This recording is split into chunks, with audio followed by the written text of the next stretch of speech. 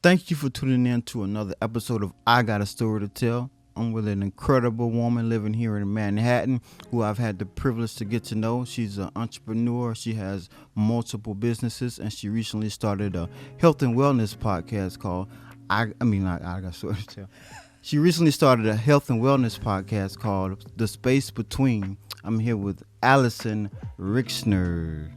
Thank you for having me. I'm so happy to be here. Thank you so much for coming in to my show. So how's life? What's been going on? How's life? I mean, it's been a wild year and, nothing much is going on. It's like mid-November 2024 here in the good old USA. We're going to talk a bit about that. This year's just flown by, right? Like it's flown by, and it doesn't cease to surprise us with its interesting Very. I could use some choice curse words that I'm going to keep off your podcast. It's all right. It's okay. Am I allowed to do that? Yeah, be free. Great. Whatever. Okay. So the people. This year's fucked up. Yeah. So for people who don't know you, or for people who are only familiar with you from YouTube or Instagram or social media, or whatever, how do you define who is Alyson Rixner? How do you define yourself? I always define myself as a soul that's having a human experience. I start there because I think that who we really are is what you can't see or what you can't place, right? So it's like, I'm Alyson. I live in New York City. I'm an entrepreneur. I own a couple businesses. I'm from a small town. I have a great relationship with my family. I have, mental health struggles. Like, you could go on and on about who you really are. Right. And I think during our time together, people are going to get to know more about me, which I'm excited about. And I appreciate the opportunity. But ultimately, I feel very strongly that I chose to come back to this earth plane for a very specific purpose and a very specific reason, right, to help serve and help my soul to grow. That's who I really am. So, can you give us a little bit about your background, where you came from, and how you got into entrepreneurship, and honestly, how you kind of managed to go into media? How would you make that transition? So that's 3 parts. Kind of a 3-part question. 3-part question. Okay, so I might need you to remind me of the other 2 because I'm now middle-aged and I tend to forget things. Okay. So first part is, where am I from? Kind of what's my story? I grew up in a really small town. I grew up on a dirt road. Me too, yeah. I had really interesting parents. They were very different. My dad was the cable guy and a musician. My mom was a teacher and a yoga instructor, and they were very kind of hippie. I have a younger brother, and I had a very free childhood, but yet not free at all. And we can talk more about that. But free, but not free at all. Yeah. So I grew up, in a very quote unquote safe place, right? You never had to lock your door. You're from a small town. Yeah, very so you understand that, right? I look at kids in the city and I'm like, I have no idea how that works, right? But at the same time, I kind of was an adult at the age of 3. I had some interesting family dynamics that catapulted me into sort of being an adult as a child. Mm-hmm. And so while I had this kind of physically very free, I didn't have an emotionally and psychologically free childhood. So it was an interesting dichotomy. Mm-hmm. And I moved to Florida for college, which was very cool. And I had no idea what I wanted to do with my life. I'm just now figuring that out in my mid-40s. So for those of you out there that haven't figured it out, you have so much time and it takes forever.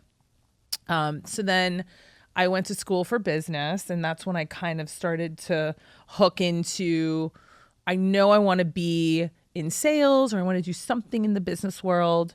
Mm-hmm. And then when I graduated, I kind of wanted to leave. I was living in Florida, and that didn't happen for me. Oh. And I kind of got stuck there. And then I met my now husband. So that's why I was stuck. Everything happens for a reason. Everything happens for a reason. Right? And then I moved to New York. I've been in New York for 15 years. It's crazy. Mm-hmm. It was always my dream to live in Manhattan. I grew up about 2 hours from the city, and here I am.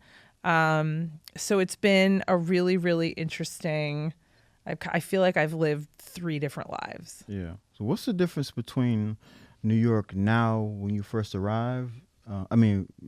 What's the difference between New York now and when you first arrived? When I first got here, I moved here in 2010, and I was a lot younger. I was 30 when I moved here, right?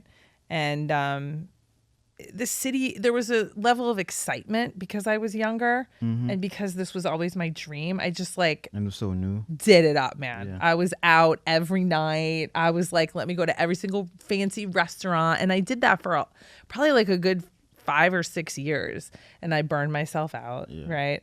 But I think, time was different, right? It was pre-COVID. And it's funny because when I moved to the city, people are like, oh, you're not a real New Yorker because you didn't go through 9/11. And now I'm like, bitch, I went through COVID. Yeah, exactly. We've all been through COVID, right? And I'm not even comparing it, right? They're both they were both really terrible, tough times in New York. But the city's changed a lot. I mean, I know you've only lived here for what, a couple of years? I've been here. I came here right before the pandemic happened, so like the end of 2019. So I have a friend that moved here at the end of 20. What a weird. It was a little weird. What's time, that like for man. you then? As soon as I got here, like it was like, okay, I was only here like maybe 3 months, and then like the pandemic hit, and That's crazy. It was good and bad because I actually produced my first TV series during that time. Right, because you had some time at home. Yeah, because I was writing. I was doing some writing, but like when COVID hit, I had a lot more time to actually just sit and write. Yeah.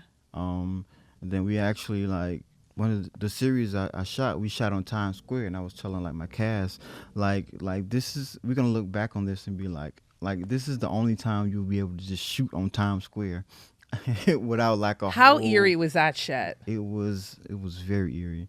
It was so eerie. My husband was doing something called 75 Hard, Right. which is like a challenge. It's Andy Frisella. I've talked about it on my podcast. And you have to do 2 workouts a day. One has to be outside. And he started February. And wow. so he would walk, because as a New Yorker, you're not walking through Times Square. You're just not. You're avoiding that like the plague. Instead, he went to Times Square on purpose, and he has all this video. I should send it to you. Real New Yorkers hate Times Square. Like, Real New Yorkers hate Times Square. By the way, come to Times Square, visit Times Square, spend your money here, but we're not going to be there unless we absolutely have to be there. So you shot a movie in Times Square during the lockdown. Yeah. That's all. I need to check that out. You can never do that now. No.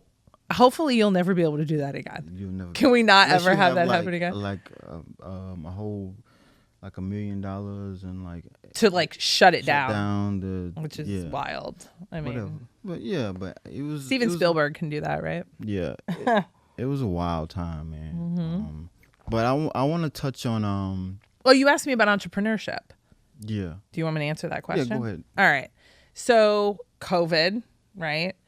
I was working I had a career in software sales. I sold software, and then I had a career in pharmaceutical and healthcare before that. So like, again, this is like my third life in every way.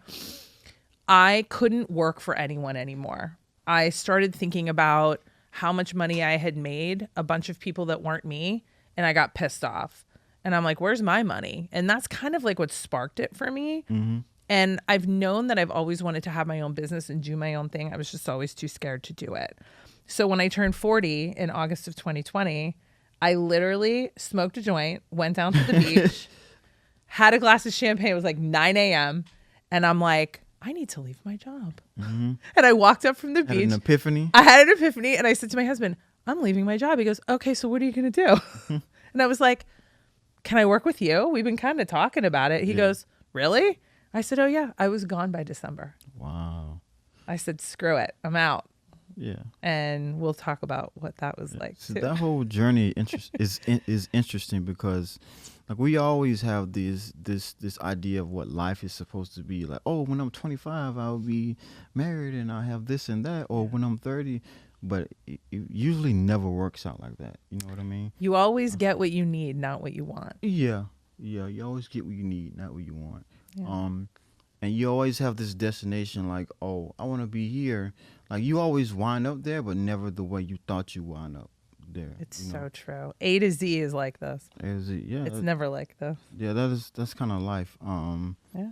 But I want to touch on your podcast. Please. The Health and Wellness podcast has like a healing component, but also like a storytelling component to it, which attracted me because that's kind of what I do with my podcast. Like I'm a storyteller, so I try to tell stories, take people's lives and turn it into a story. Yeah. But what is the how did you come up with the idea for the space between, and what is the overall message of the space between?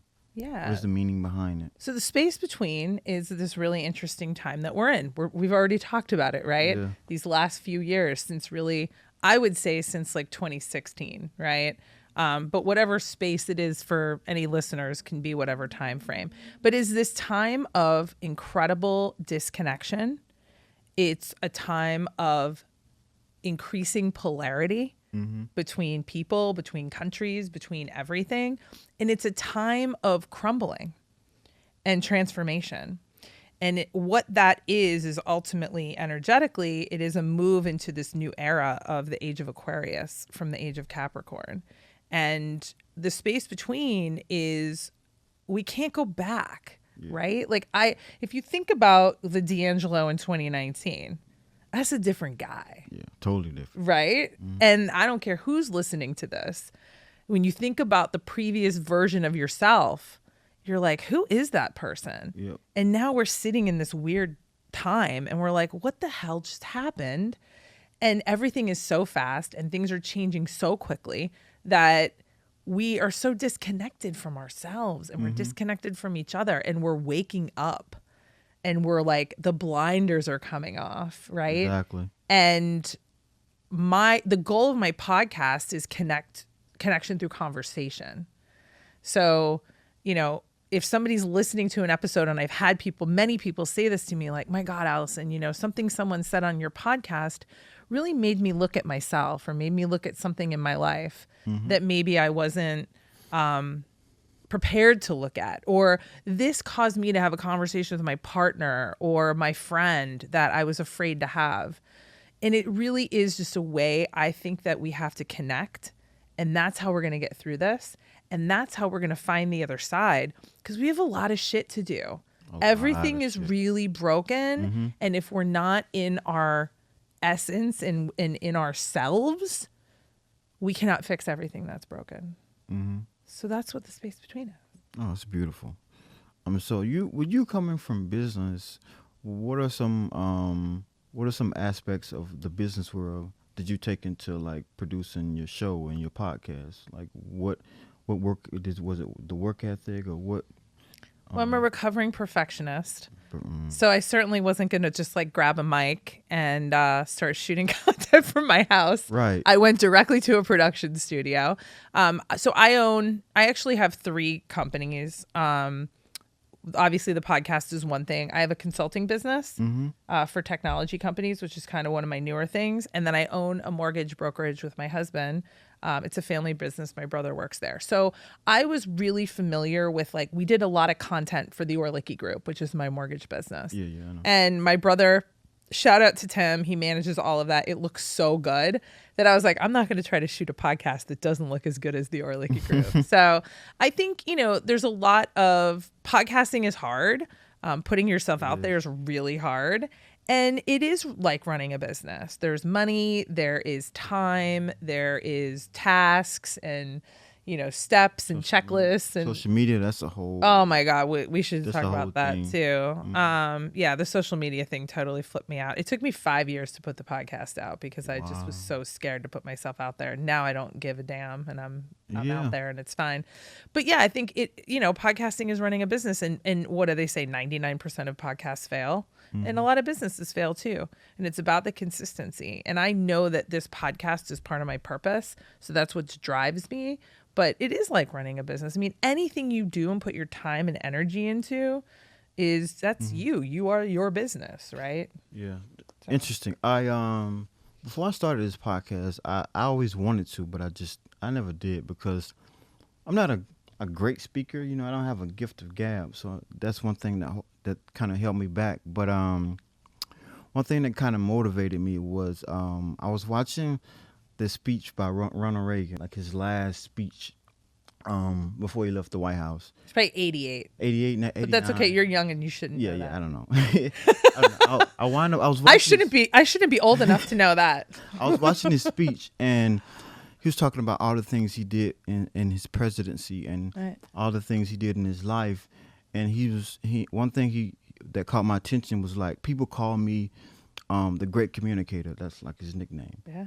And I told them I'm not a great communicator.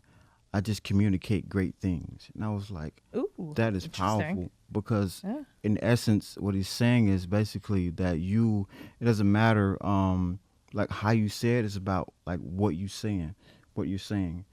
And it kind of resonated with me, because I'm not I can't hold a 4-hour podcast like Joe Rogan or something like that, but that's okay. Most people can. Because most people can, but it doesn't matter, because it's not about like how you say it. It's like what you're saying and the message that you're trying to get across that will really resonate with people. That his speech kind of motivated me. It kind of pushed me to going into podcasting. That's cool. And it just let me know that it's more so about like what you're saying and the message and what you're trying to communicate versus like how you're saying it.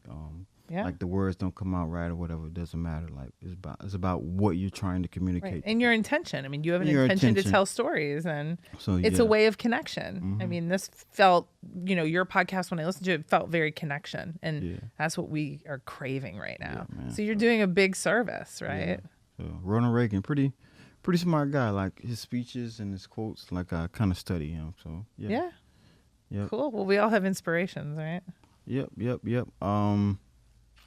So we just had a very intense, polarizing election cycle. Yeah. It's November 10th when we're recording this? 2024? Yeah.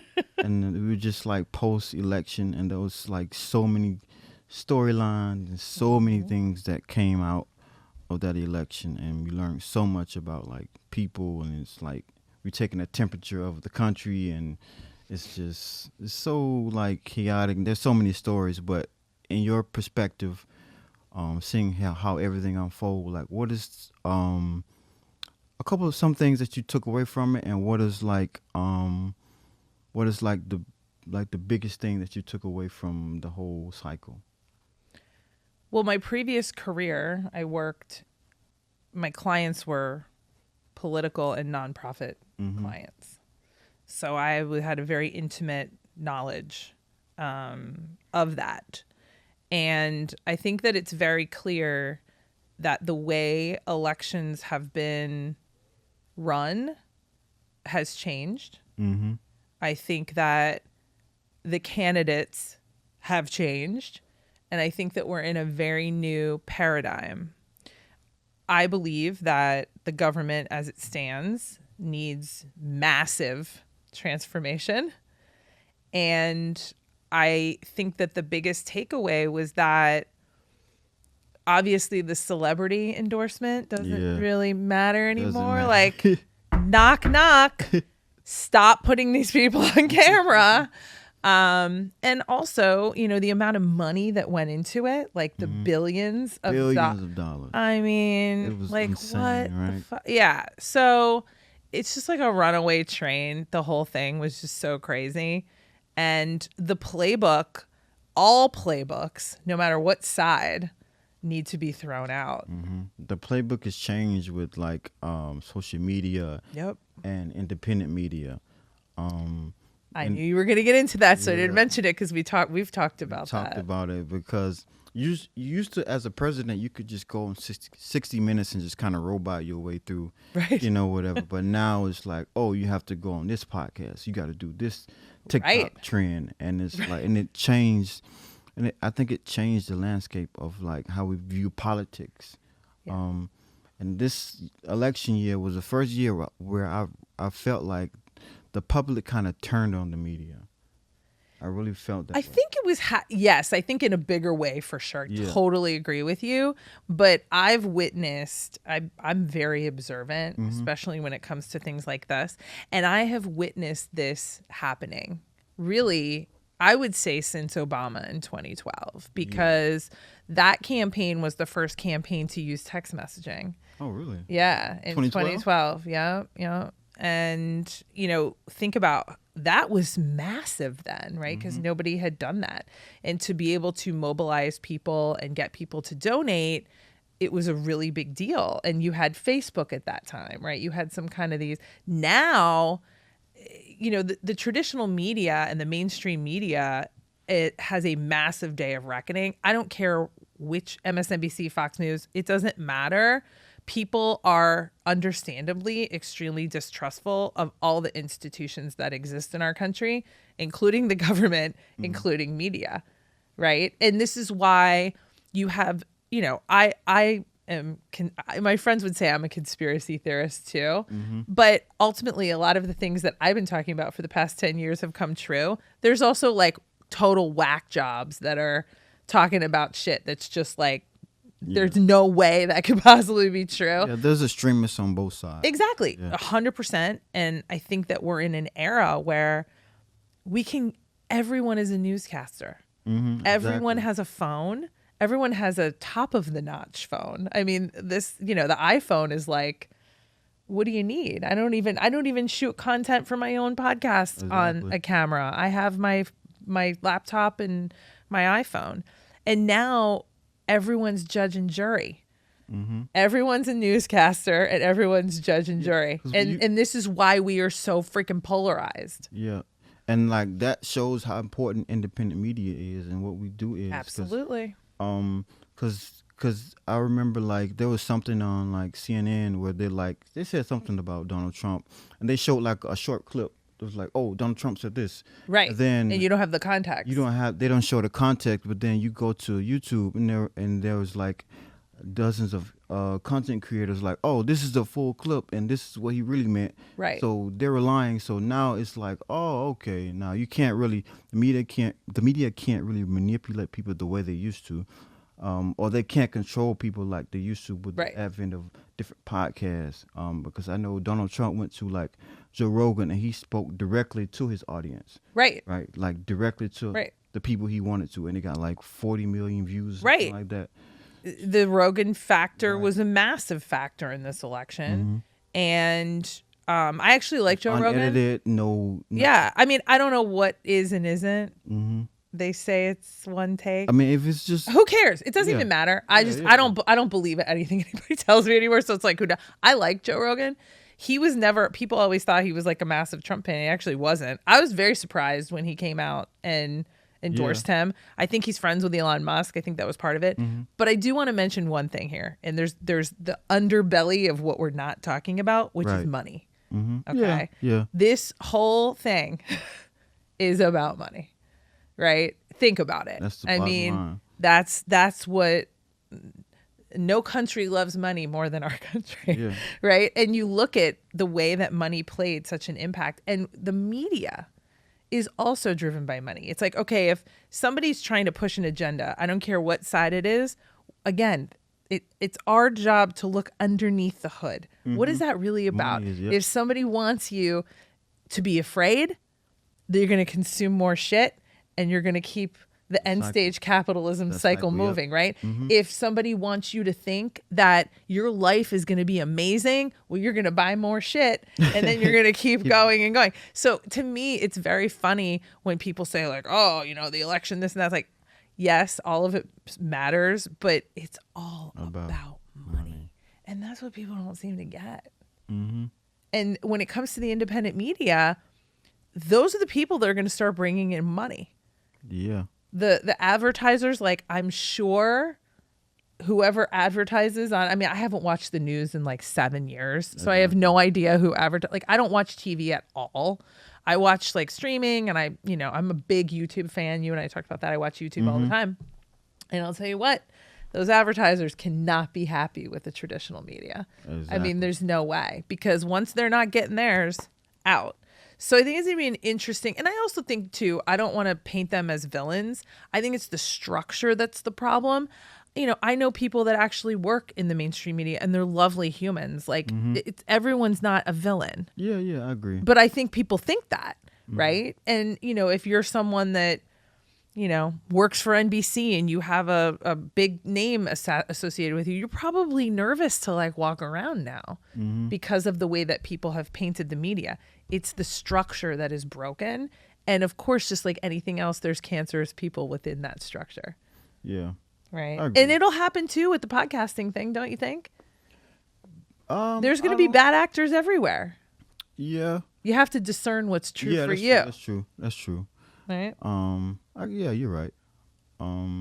But I do think like this has been like one of the most polarizing election years due to like the most like podcast explosions and social media. Yeah, Kamala went on Call Her Daddy. She did do that. Which is Alex Cooper's podcast. And then Trump went on Joe Rogan. Yeah. And everybody's like, what? They going on a presidential candidate? It was wild. It's like, well, I guess this is where we are now. All right. Okay. Get ready, guys. Get ready. This is it. This is the new frontier. Yeah, man. And it was such a wild cycle. But yeah, here we are. It is. But you have this thing that you say. It's called Earth School. And I found that like you mentioned it a lot in your podcast, which kind of caught my ear. I want to hear from your own words. Like, what do you mean by Earth School? What is Earth School? What is Earth School? How do you define? I think I know, but I'm glad it resonated with you. And I honestly didn't even start talking about that intentionally. And maybe I heard it somewhere. Maybe I didn't. Caught my attention. I like it. I like the way it feels. It's not a phrase that it's normally used in like everyday conversation. No one says like, certainly not. Earth School. I went in Earth School, but like the way you broke it down, I was just very interesting. Yeah, it was very interesting. So I want you to kind of explain to. Yeah. people. So going back to the whole like we're souls having a human experience, right? I believe, and I don't push my beliefs on anyone anymore. I used to, and now I don't, which is big growth for me. Good for you. But I believe that we have all chosen to come back here at this time. And Earth is not a place to chill. Earth is a place to grow and learn and be cracked open. Mm-hmm. There are uber highs and devastating lows and everything in between. And this is, I believe that I came back for a choose your own adventure. And I picked exactly what my challenges were going to be. And that is school. Like I came back onto this earth and I'm like, this is the thing that I'm going to try to overcome. And I believe it takes most of your life to get there. And I believe it's like a school, right? Mm-hmm. You have certain lessons. And, we were talking about this before, like growth only comes when things are tough. Through pain. we're not growing when shit is sweet, right? That's true. It's when we are faced with, what may feel like insurmountable challenges or just things that you feel like are never going to end, right? When will this stop? And that's when you crack open to the next level. And I think the Earth School is the place to do that. I believe, a lot of different planes of existence or densities or, dimensions, whatever you want to call them, they're not all like this. Yeah. Right. And I say bravo to every single one of us that has chosen to go back here during this time. And trust me, I have questioned my decision quite a bit lately. That's normal. Yeah, because I'm like, what the hell? Why did I come back for this? Okay. This is crazy. What is your Earth School teaching you at this moment? At this moment in your life, what is it currently teaching you? That's a fantastic question. I am learning how to stop trying to control everything around me and really learn how to live for the first time in my life, and to let other people help me and to not be in constant survival mode, because I have historically created and put a lot of boundaries around myself to protect myself from being hurt. And there is no such thing as safety, right? You have to find safety within yourself. And I've walked through fire these past couple of years. I've been through a really, really tough couple of years. And it is breaking down codependency. It's breaking down control issues. It's breaking down fear. And that's where I'm at right now. And I feel finally, after the last few months, I'm coming to the other side of this. I call it unlocking the next level. It's like a video game, right? Punch, and I'm like on to the next one. So, your life and we'll see what the next one will be, right? Yeah, there's different levels. Yep. But that's beautiful. Let's see. Thinking about the things you've accomplished and everything you've been through as a whole. Like, what is one of the most challenging things that you've had to go through or currently going through? What is the most challenging thing that you can think of that tested that tested your faith? I was really, really, really scared to put myself out there. In what way? I had a private social media account. Mm-hmm. I never put myself on video. And I didn't like social media. I thought it was toxic. Yeah. I had a Man. very negative opinion of it. I had a huge mental block with it. And I knew that I was going to have to share my voice. I have what I think are very interesting observations of the way the world operates. Mm-hmm. And it's part of my purpose to speak about it. And I was so afraid to get in front of the mic and to put myself on camera.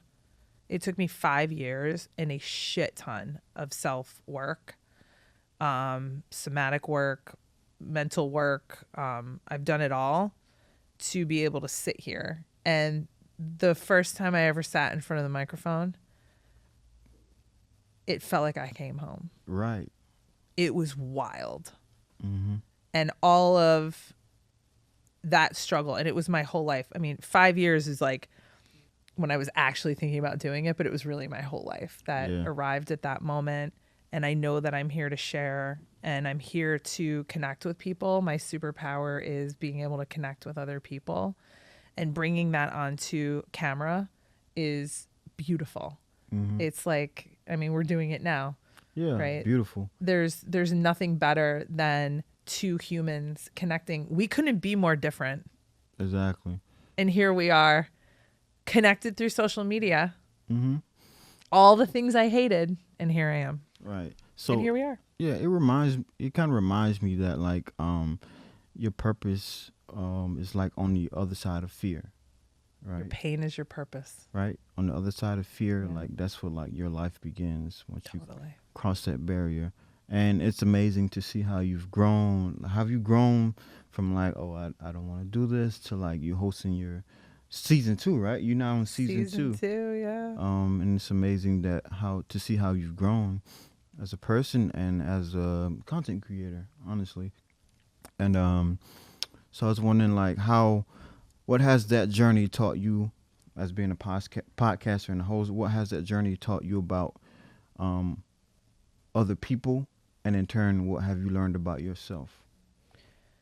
You mean as far as the listeners, the guests, or the guests, like the guests, or the human condition? Like, what have you learned about your guests as humans? Yeah. Like, what have you learned about like just humans in general? Like how they work, how they operate, and in turn, what have you discovered about yourself in that process? Yeah, that's a great question.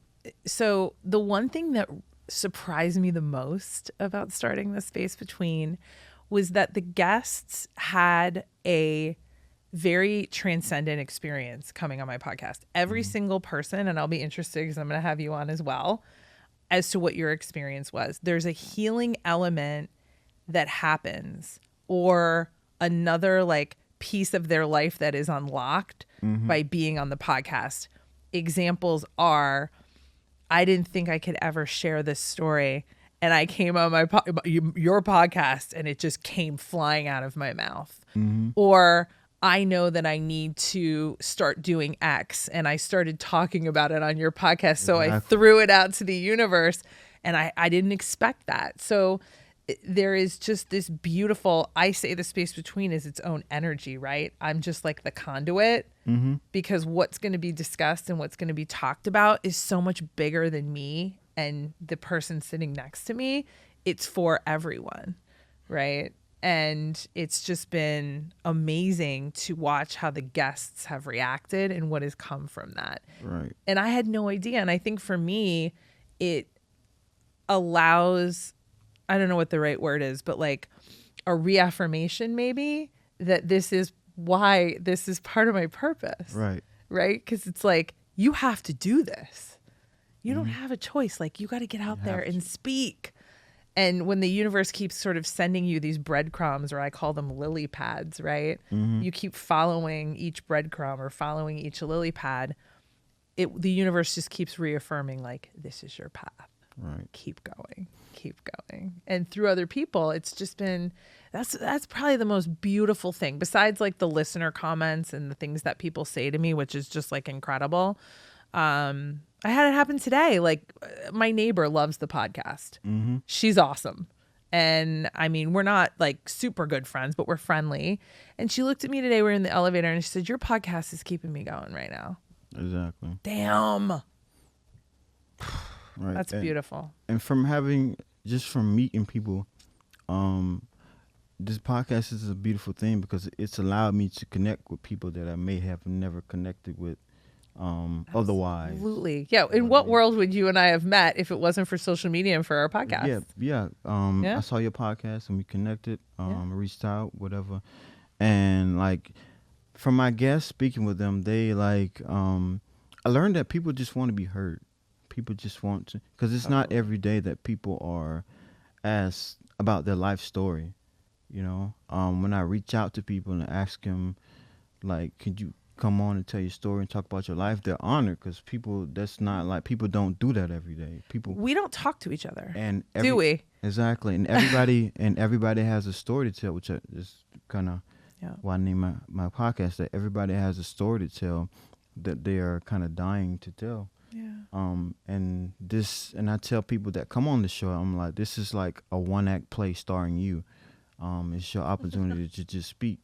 As the director, that's a fantastic. Yeah, that's quite the honor. Yeah, as a filmmaker, that's kind of the way I look at it. Yeah. Like, when I interview someone, I don't even consider it an interview. It's just you speak. It's like a one-act play. Yeah. You get to just kind of perform and to be your true self. And I'm excited because I'm usually sitting in your seat. Right, yeah. So I get to tell my story. So thank you. Right. So it's cool to just have these people on and I tell them it's like a one-act play. It's not an interview like a sit down and my name is. Well, some people get really Tom nervous. and I'm from. Yeah. No, it's just you just being your right.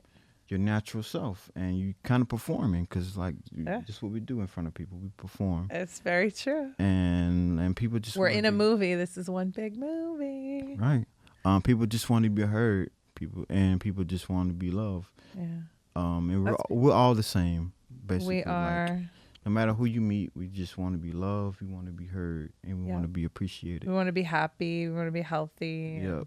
And what a beautiful way to connect with people that you, like you said, you would never have, or maybe you think you have so many differences that I've made so many friends and have met so many connections that have just like enriched my life in ways I can't even begin to describe through this medium.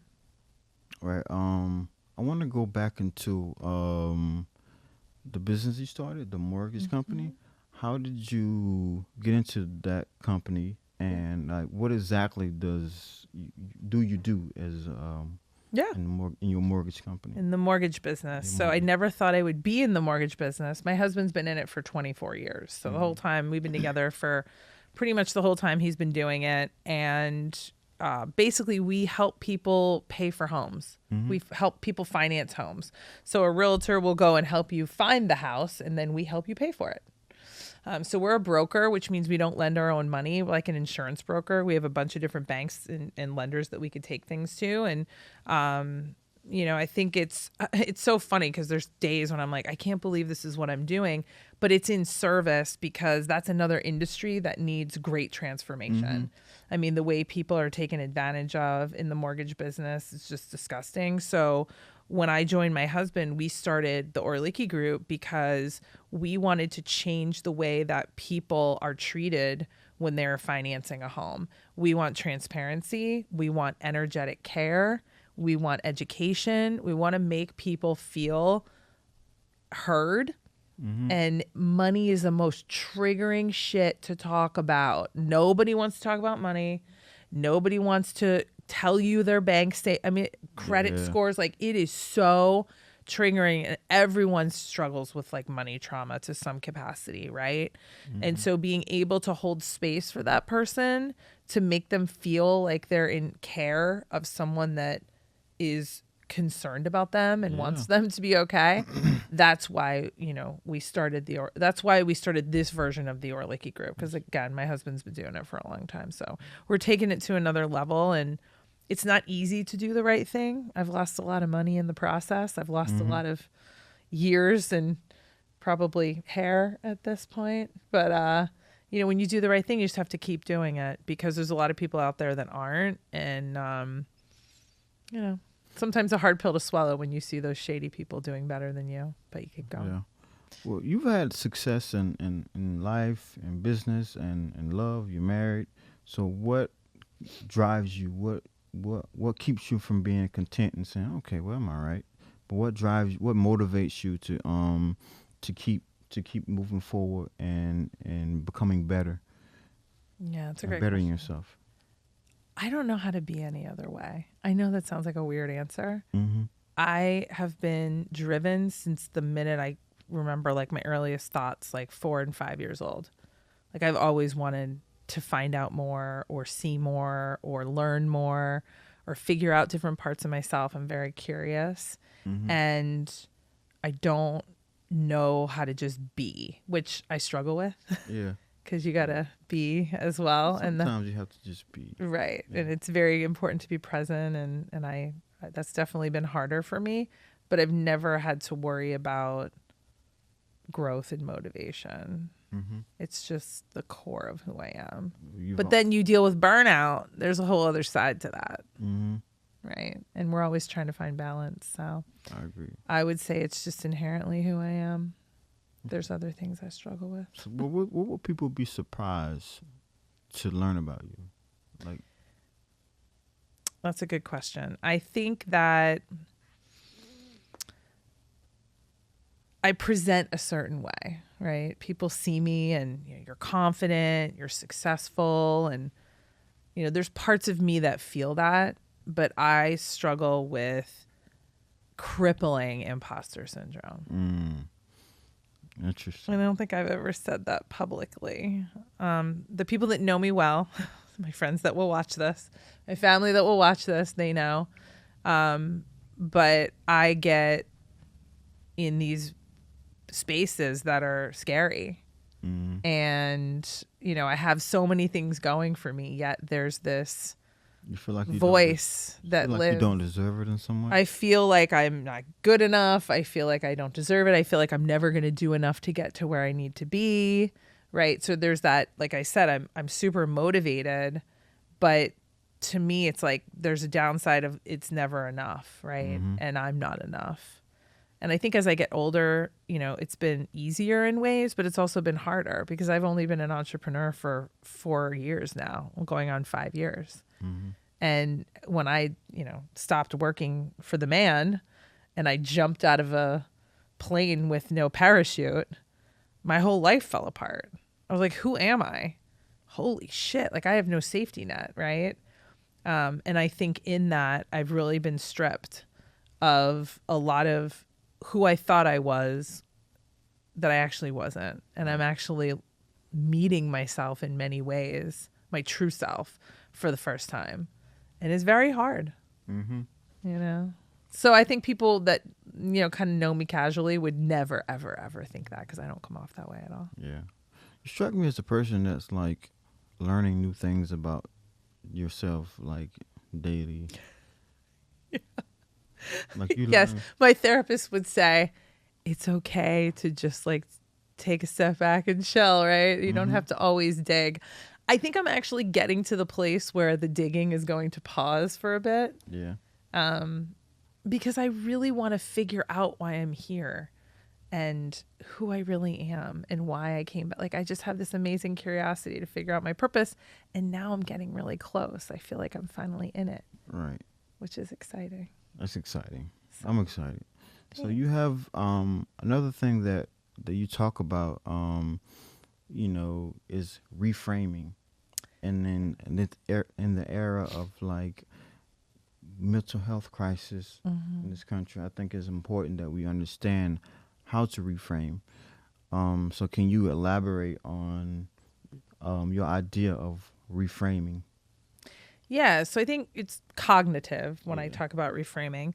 There's also some somatic things that you can do, which I can talk about. But if something's happening to you in this moment, right? If God forbid something bad were to happen in this room, chances are you would be responding or reacting based on something that happened to you in the past. Yeah.